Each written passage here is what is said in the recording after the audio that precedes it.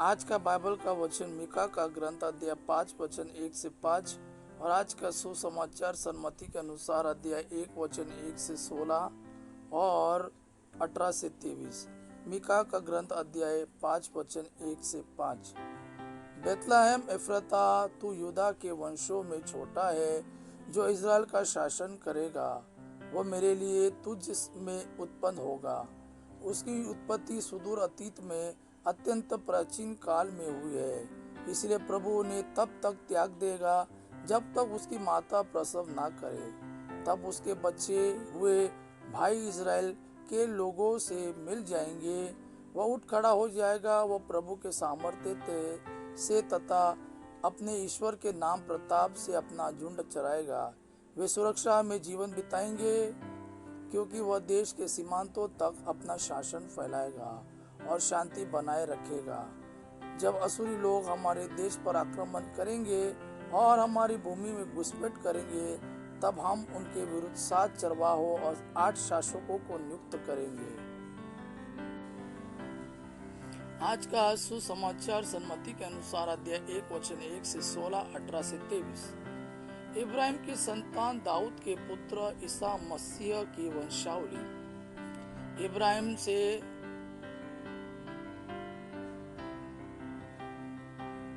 इसहाक उत्पन्न हुआ, इसहाक से याकूब, याकूब से यूदस और उसके भाई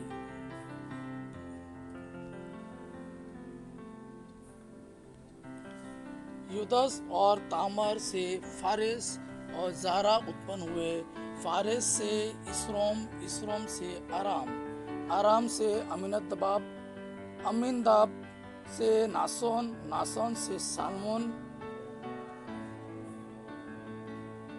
सालमोन और रकाब से बोज, बोज और रूत से ओबेद, ओबेद से यसे, यसे से राजा दाऊद उत्पन्न हुआ। दाऊद और यूरियस की विधवा से सुलेमान उत्पन्न हुआ। सुलेमान से रोहबाम, रोहबाम से अबिया, अबिया से आसफ, आसफ से योसफाट, योसफाट से योराम, योराम से ओजियास, ओजियास से योआताम, योआताम से अखास, अखास से इज़िकियास, इज़िकियास से मनसेस, मनसेस से आमोस, आमोस से योसियास। और बाबुल निर्वासन के समय योसियास से यकोनियास और उसके भाई उत्पन्न हुए। बाबुल निर्वासन के बाद यकोनियास से सलातियल उत्पन्न हुआ।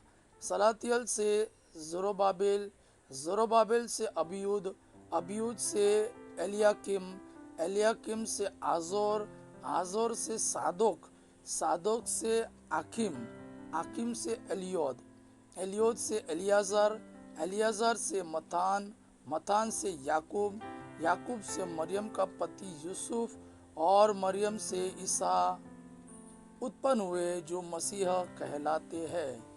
इस प्रकार इब्राहिम से दाऊद तक कुल 14 पीढ़ियां है। दाऊद से बाबुल निर्वासन तक 14 पीढ़ियां और बाबुल निर्वासन से मसीह तक 14 पीढ़ियां। ईसा मसीह का जन्म इस प्रकार हुआ। उनकी माता मरियम की मंगनी यूसुफ से हुई थी, परंतु ऐसा हुआ कि उनके एक साथ रहने से पहले ही मरियम पवित्र आत्मा से गर्भवती हो गई। उसका पति यूसुफ चुपके से उसका परित्याग करने की सोच रहा था, क्योंकि वह धर्मी था और मरियम को बदनाम नहीं करना चाहता था। वह इस पर विचार कर ही रहा था कि उसे स्वप्न में प्रभु का दूत यह कहते दिखाई दिया, यूसुफ, दाऊद की संतान, अपनी पत्नी मरियम को अपने यहाँ लाने में नहीं डरे, क्योंकि उनके जो गर्भ है वह पवित्र आत्मा से है। वे पुत्र प्रसव करेगी और आप उसका नाम ईसा रखेंगे, क्योंकि वे अपने लोगों को उनके पापों से मुक्त करेगा। यह सब इसलिए हुआ कि नबी के मुख से प्रभु ने जो कहा था वह पूरा हो जाए। देखो, एक कुंवारी गर्भवती होगी और पुत्र प्रसव करेगी और उसका नाम इमानुएल रखा जाएगा, जिसका अर्थ है ईश्वर हमारे साथ है। यह प्रभु का वाणी है। प्रभु को धन्यवाद। आबा पिता की महिमा और पुत्र यीशु का प्रेम आप पर सदा सर्वदा बना रहे। आमेन।